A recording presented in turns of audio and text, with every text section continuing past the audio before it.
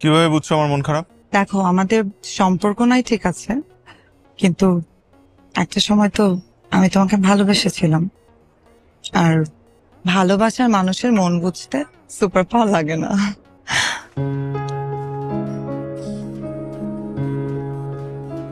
আসলে যে আমাকে ভালোবাসে সেই মানুষকে ভালো না বেসে ভুল মানুষকে ভালোবেসে আমি আমি ভুলের মাসুল দিচ্ছি। আমার এভাবে হুট করে বিয়ে করে ফেলাটা উচিত হয় নাই।